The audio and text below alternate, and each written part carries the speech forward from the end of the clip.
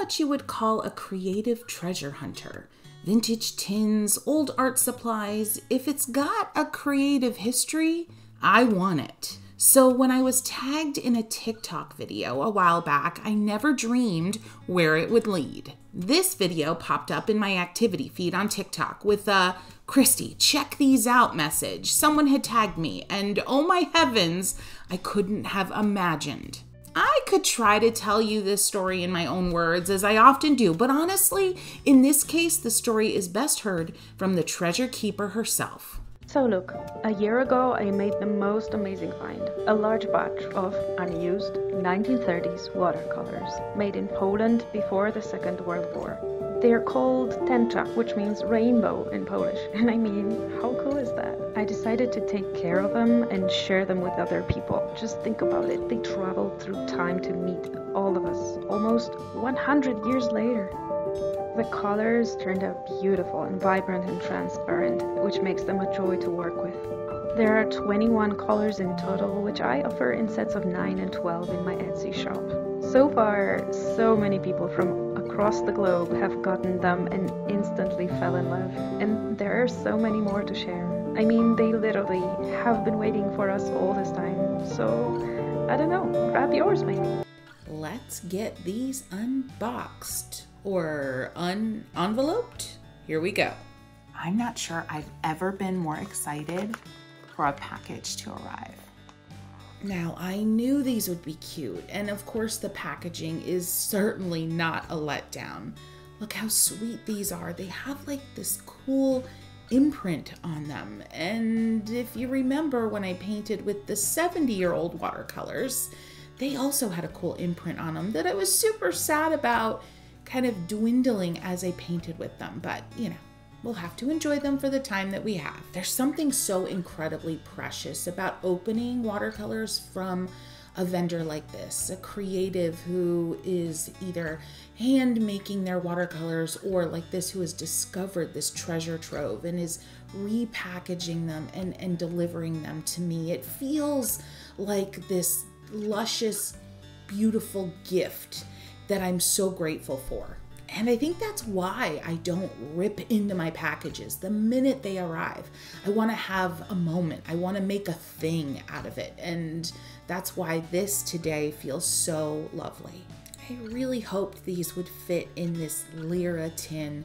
This was something that came with my Julia K handmade watercolors a while back. I'm gonna link that video below where I did this really cool kind of handmade art supply haul if you want to check it out. But alas, these are definitely not gonna fit. So I'll set this beauty aside for another treasure I discover down the road. Now, this is a tin I've had for a while. As you can see, it is well loved and well used, but sadly, way too big for this set. I think this new Popeye tin is going to work beautifully. Look at those watercolors inside. I am putting that up on my wall. That in and of itself is a work of art. This is still a little bit too big, but it's nice proportion. It's gonna give me a lot of room to move in here. And yes, friends, if you were wondering, these little discs are magnetized. So that is super exciting. Now the colors here, I purchased the whole set from this creator. So I have all of the lovelies. There are quite a few purples. There are some pinks, a lot of greens. It's a really curious combination of colors. I love thinking about the story that we don't know. Were there more colors that were intended for future production, and what would they have been? I have no idea what the pigments were used in these. I don't really care, and obviously because of toxicity, I'm going to be careful when I'm painting with these, but I love the mystery. I love the mystery of not knowing much, besides the fact that these beauties traveled through time and eventually made their way to me. Now, obviously, I know that they made their way to a lot of people since the TikTok thing went viral, but yeah, I still feel really special with these in my hands. It's time to paint. I'm gonna spray these down. I have no idea how they're going to act, what their personality will be. Definitely gonna do a floral, but I'm working small today, 4x6, because I don't have a ton of time. That's something I like to remind you of. If you want to paint, if you're feeling the itch, the motivation, go with a smaller paper so you don't feel overwhelmed and you can complete something in a quick amount of time. The paper I'm using today is Fluid 100 Cold Press. It's 140 pounds, 300 GSM. I'm actually going to be reviewing this paper and a bunch of others really soon. I started a paper series with the best budget papers, and I'm gonna link that below, but soon I'm gonna be doing a mid-range review and then a high-end review. Anyway, I digress. Let's get back to the painting. I'm using a 1/4" dagger today. Oh, I love this. They already feel a little creamy, but not too creamy, not like gouache. I'm going in with just a press and lift with varying pressure to do a simple classic bloom from a top-down view. Notice how I'm changing the angle of my hand, but really here the pressure is the star. Lighter pressure gives me a skinnier petal. Heavier pressure, obviously a thicker petal. Vary the amount of water. Right now I'm a little more on the juicy side, but this all so far has been wet on dry. So I have quite a bit of control here. Now I'm starting to dab in some pink. I want to test out that pink right around the center, letting it do what it wants. The shaping here is still very, very loosey-goosey and fluid, but I'm okay with it. Overall, friends, I know the style of today's painting is going to be very loose watercolor. Didn't rinse my brush, using that pink that's left over to create a few dab and lift shapes. And then I'm going right into that orange that I'm super curious about. And of course, when I've got a gorgeous orange pigment, I'm gonna paint me some kumquats, going right into a little bit of brown, still wet on dry. And I'm just letting that color run out from my brush. And then finally, when it's too dry, adding a little bit of water and going in and spreading around. And yes, my kumquats look a little dingy right now, but that's okay. Let's see what this color does. Oh, it's so good. It's just a brighter orange. It's well more intense orange, gorgeous, gorgeous. There is so far just a general earthiness to these colors. These aren't like your core colors, super vibrant, like super, super saturated, but they still have a zing to them and I'm okay with that. But I do love the creaminess of them. Look at that green. Look at that green. Now, admittedly, my brush is not fully clean. I haven't been doing a lot of rinsing, so that green looks a little bit more muted than even it should. But gosh, that's gorgeous.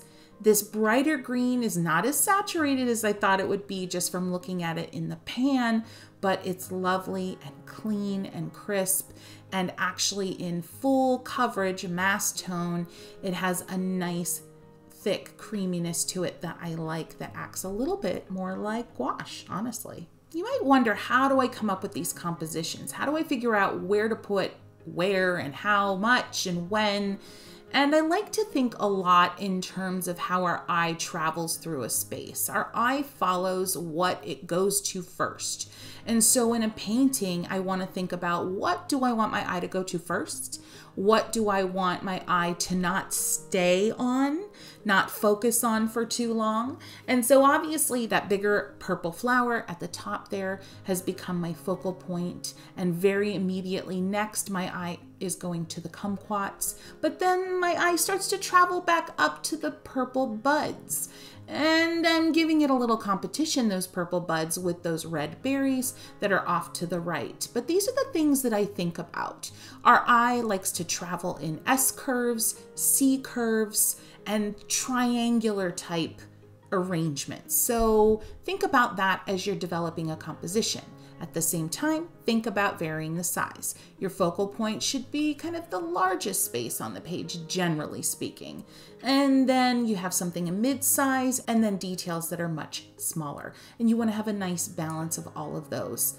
I'm definitely thinking about going into a video soon, deep dive into composition. If you would like that video to come to life, can you give me a composition yes in the comment section? I would love to hear from you. And if there's something else that you think I should be covering on this channel that I haven't yet, now's your time to let me know that as well. And while you're at it, if you think this has been fun, painting with almost 100-year-old watercolors, let me know by giving this video a boop. That's a like.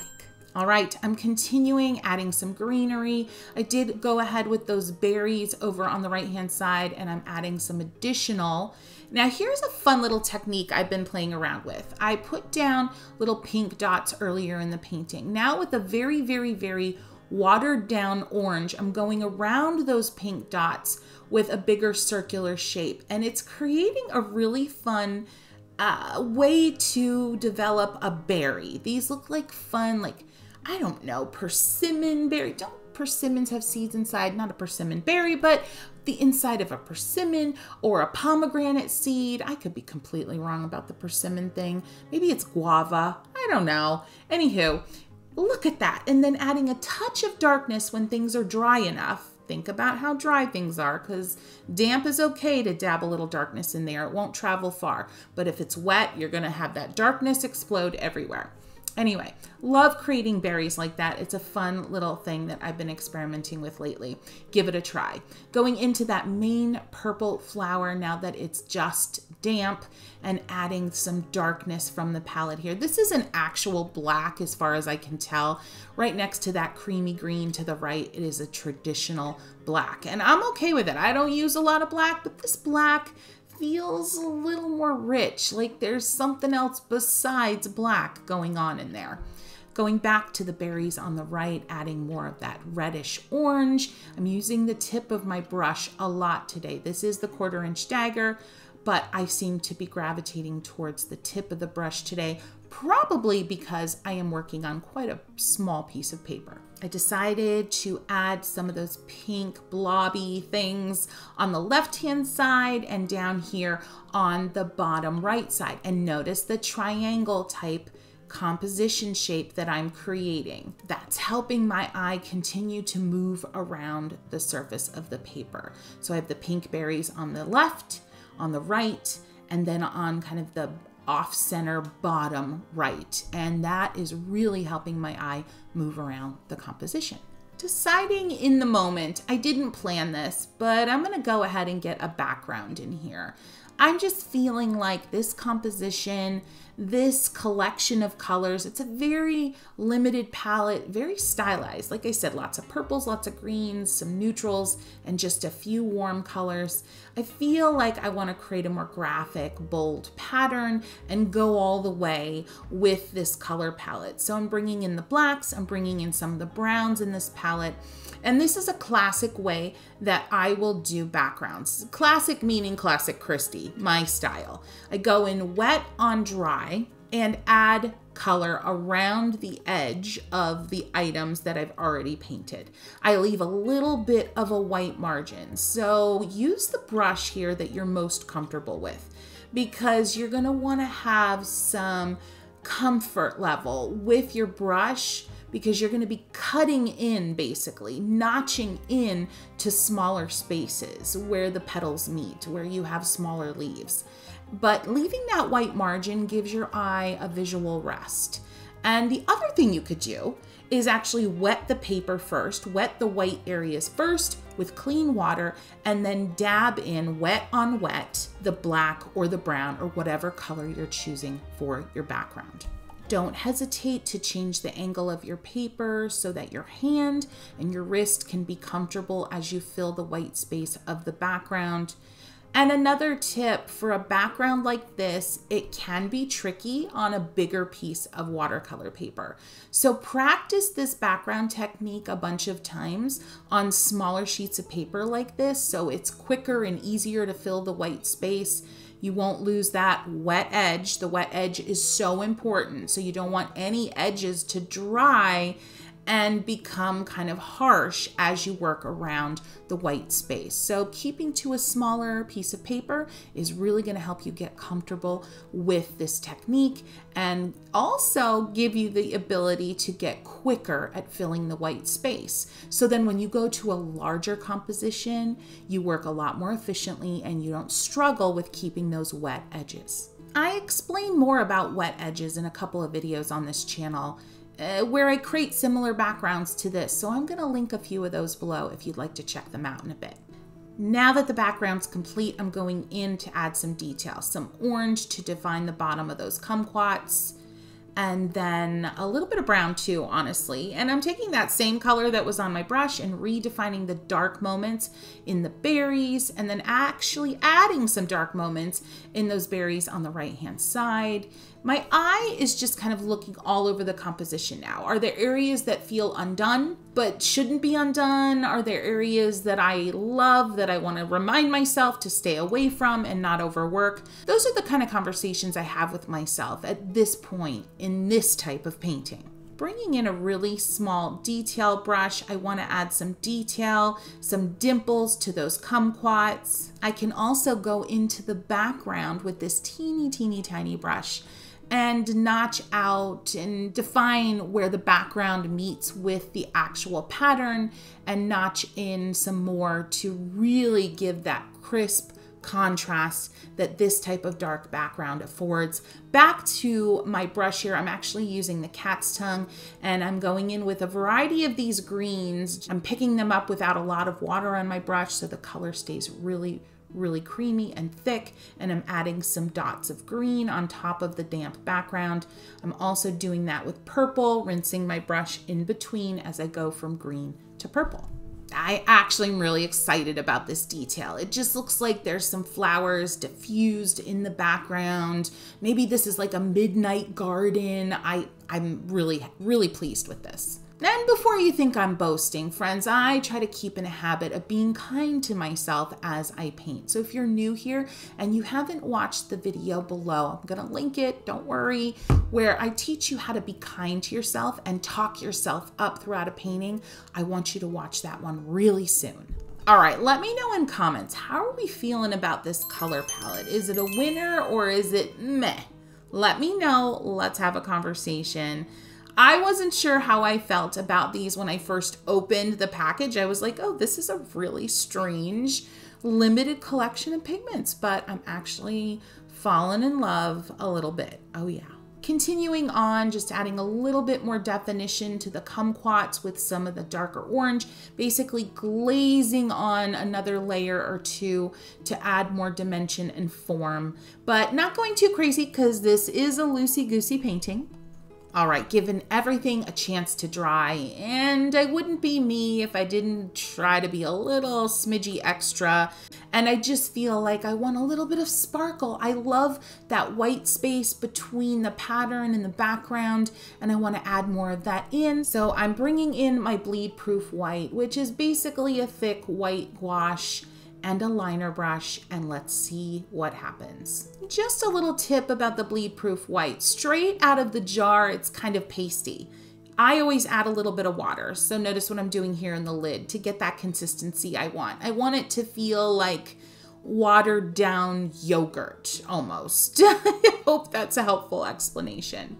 And I'm just gonna go in and see what I feel like adding. A few little details here that actually accentuate the pink and green dots that I added into the diffused background to make them a little bit more part of the foreground, actually. So a few thin branches and dots there, a few dots on the kumquats. At this point, when you're adding white detailing, you're gonna get a lot of wow factor when you're adding white on top of these more rich, saturated, or darker colors. So you don't want to go overboard. You want to control yourself, because when you first lay down that white, you're going to be like, oh my gosh, this looks so amazing. And I've done this. Before you know it, you could be just totally overdoing it. So be careful. A few little white moments in the middle of those berries, and ooh, that's so perfect, so perfect. I don't think I could overdo that one. A key to not overdoing this type of detail is just take steps back. Just sit back in your chair, look for a moment, decide, ponder, and then get back to it. And it can be a little hard to do that at this point, especially if you're in your joy flow. If you're having your joy moment where you're just not thinking about anything else, really having a good time. So it's kind of a habit we have to learn to be able to pull ourselves out of that ever so slightly so that we can make sure we're making good decisions. Adding a little bit of white for detailing in these leaves. These leaves definitely needed it. I wasn't too thrilled with these leaves, but because of that, I decided to just ignore them until I felt inspired on what to do next with them. And I definitely am so glad I waited because these little touches of white are just what they needed. And now I love them. Starting to go over the background and just sketch in some simple leaves, some simple teardrops. They're basically teardrops that have points on both ends, and a few just simple stems. This sketching that I'm doing right now with my brush is very, very, very simplistic. There's nothing realistic about it. These are basic shapes. But compositionally speaking, the basicness of these shapes that I'm now adding, they're even more simple than my loosey-goosey watercolor marks. They really help the loosey-goosey watercolor marks look a little more established. So it's just meshing, it's just working beautifully. Let me know in comments, friends, do you find it hard to compliment yourself? And if you do you have an idea why? I used to have a hard time complimenting myself simply because I thought I was being boastful. But now I have no issue doing it. If people think I'm being boastful, let them think that. I compliment myself as I work through a painting because it helps keep me motivated. So let's have a conversation about that in comments. This could be good. All right, friends, if you're having a great time, go ahead and give this video a boop. That's a like. It really helps out the channel. This painting is a sparkling. Oh my gosh, I actually really adore this painting. And friends, I hope you had a blast with me so far. Let me know in comments if you're gonna give something like this a try with whatever watercolor you have, because I think it's a good one. I think it's a good one. Now, if you enjoyed watching me paint with almost 100-year-old watercolors, I know you're gonna love watching me paint with 70-year-old watercolors from Germany. Check this video out next, and until next time, happy painting, friends.